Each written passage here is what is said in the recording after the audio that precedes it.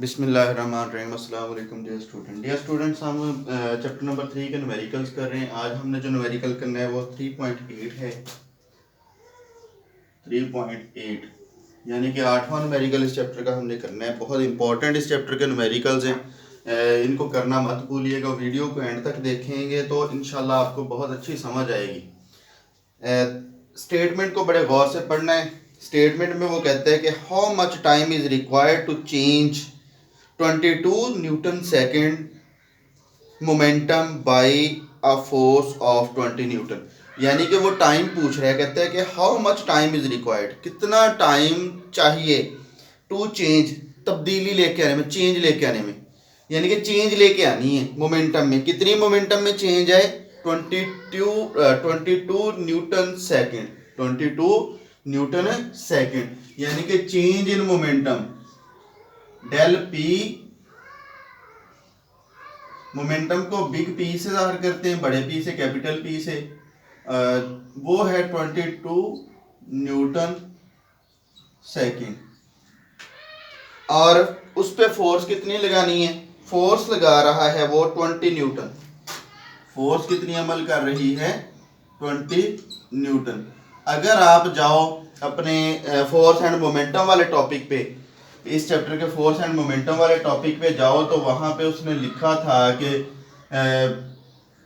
P f minus p i over t is equal to f. यानी कि Newton के second ला के इसको बराबर रख दिया था हमने। तो पी एफ माइनस पी आई क्या है? ये चेंज इन मोमेंटम ही है। इसको डेल बोलते हैं। डेल का मतलब चेंज होता है। Del p over t is equal to f. तो हम यहाँ पे लिख सकते हैं, हमने फाइंड क्या करना है? हमने टी फाइंड करना है। हमने टी फाइंड करना है। तो जब टी फाइंड करना है और इस फार्मूले को हम लिखेंगे डेल पी ओवर, या इसको उधर लिख लेते हैं दूसरी साइड पे, f is equal to del p over t. तो हमने टी फाइंड करना है। टी इधर डिवाइड हो रहा है, इस तरफ आके क्या हो जाएगा? मल्टीप्लाई हो जाएगा। और एफ इधर क्या है? मल्टीप्लाई हो रहा है, दूसरी तरफ जाके क्या होगा? डिवाइड हो जाएगा। तो ये हमारे पास फार्मूला होगा। इससे हमने निकाल लेना है 22 डिवाइडेड बाई 20। अगर इसको कैलकुलेटर से डिवाइड करेंगे तो 1.1 सेकेंड आ जाएगा। यानी कि 1.1 सेकेंड लगेगा हमें 20 न्यूटन की फोर्स से 22 न्यूटन सेकेंड का मोमेंटम गेन करने के लिए, 22 न्यूटन सेकेंड का मोमेंटम में चेंज लेके आने के लिए। आई होप कि इसकी आपको समझ आ गई होगी। इसके बाद 3.9 है। 3.9 में वो कहते हैं कि how much is the force of friction between a wooden block of mass 5 kg and the horizontal marble floor. यानी कि एक मार्बल का फ्लोर है और एक लकड़ी का ब्लॉक है, वुडन ब्लॉक है। उनके दरमियान ब्लॉक का मैस कितना है? 5 kg है। वुडन ब्लॉक का मैस कितना है? 5 kg है। यानी कि उसका मैस हम यहाँ पे लिख लेते हैं 5 kg।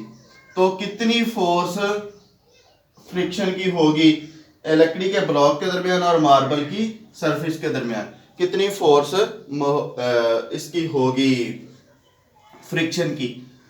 m is equal to 5 kg उसने बता दिया हमें। और and the coefficient of friction between wood and marble is 0.6। वो म्यू जो था उसको कोफिशिएंट ऑफ फ्रिक्शन कहते हैं 0.6। इसका कोई यूनिट नहीं होता। तो ये हमारे पास आ गया गिवन डाटा जो उसने हमें दिया है। एक marble m is equal to 5 kg है, म्यू इज इक्वल टू 0.6 है। तो अब हमने क्या करना है जी? हमने फ्रिक्शन की फोर्स फाइंड करनी है। F S is equal to, ये हमने फाइंड करनी, ये हमारा गिवन डाटा है। इसको लिख लो, गिवन डाटा। इसको भी गिवन डाटा,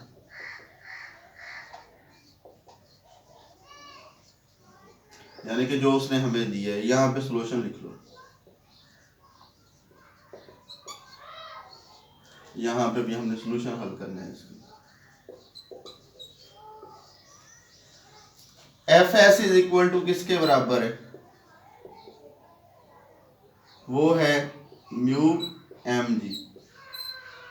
ये हमारे फार्मूले में है, F S is equal to mu M G. तो जी की वैल्यू हमें वो तो पता होनी चाहिए, वो भी लिख लेते हैं, यहीं पे लिख लेते हैं वो। G is equal to 10 metre per second square और एफ एस हमने फाइंड करना है। तो F S is equal to mu M g है। म्यू एम जी, म्यू की भी वैल्यू है, एम की भी है, अब जी की भी है। तो F S is equal to mu कितना है 0.6 और एम कितने हैं 5 और जी कितने 10। अगर इसको कैलकुलेटर से मल्टीप्लाई किया जाएगा 10 को इसके साथ 5 के साथ और 5 को 0.6 के साथ, तो ये ओवरऑल 30 न्यूटन आ जाएगा, ओवरऑल 30 न्यूटन आ जाएगा। इसके बाद 3.10 है।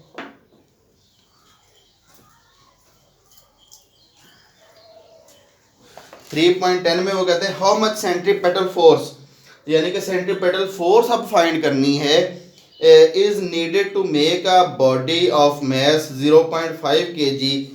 मैस कितने बॉडी का, सॉरी 3.10, मैस कितना है बॉडी का 0.5 kg, 0.5 kg।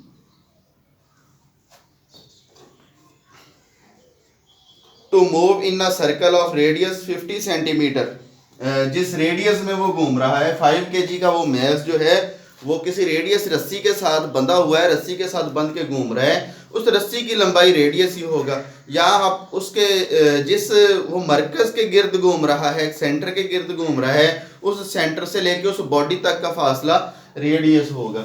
तो उस रेडियस की लंबाई कितनी है 50 सेंटीमीटर है, उस रेडियस की लंबाई 50 सेंटीमीटर है। आपने इस 50 सेंटीमीटर को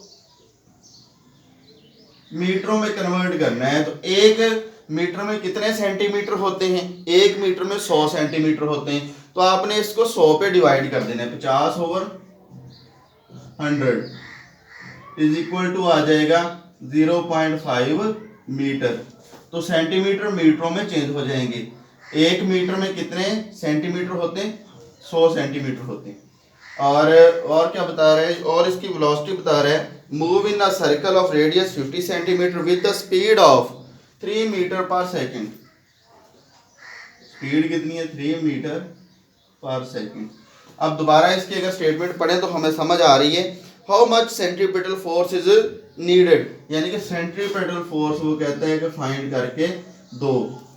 how much centripetal force is needed, कितनी होगी to make a body of mass 0.5 kg। 0.5 kg mass को 50 सेंटीमीटर के रेडियस में 3 मीटर पर सेकंड के हिसाब से वो घुमा दे, यानी कि 3 मीटर पर सेकंड के हिसाब से वो उसको उस दायरे में घुमाता रहे। तो उसके लिए फोर्स कितनी चाहिए, वो फोर्स हमने फाइंड करनी है। तो इसका ये गिवन डाटा है और ये सॉल्यूशन है। तो सॉल्यूशन में हमें f C is equal to, अगर सेंट्रीपेटल फोर्स के वाले टॉपिक पे जाए हम, तो हमें मालूम होता है वहाँ पे जो सेंट्रीपेटल फोर्स का फार्मूला हमने लिखा था, वो फार्मूला था F C is equal to m v square over r. तो F C is equal to m कितना है 0.5 kg, ये लिखा हुआ, v कितना है 3 और इसका स्क्वायर है, ओवर r कितना है। अब ये नहीं लिखना, ये वाला लिखना है, ये वाला लिखना है जो हमने मालूम बना के रखा हुआ। स्टैंडर्ड यूनिट में आपने न्यूमेरिकल हल करने के लिए चीज़ों को लेके आना है। 0.5 और इसका रेडियस आ गया, तो 0.5 से 0.5 कट जाएगा और f C is equal to 3 का स्क्वायर कितना हो जाएगा 9 हो जाएगा, 9 न्यूटन आपका आंसर आ जाएगा। तो आई होप कि इसका आपको समझ आ गया होगा। इंपॉर्टेंट न्यूमेरिकल्स है तीनों ही, इनको आपने बड़े अच्छे तरीके से करना है। और अगर वीडियो आपको अच्छी लगे तो इसको लाइक ज़रूर करना है, चैनल को सब्सक्राइब करना है ताकि आपको हर नई आने वाली वीडियो से सबसे पहले आप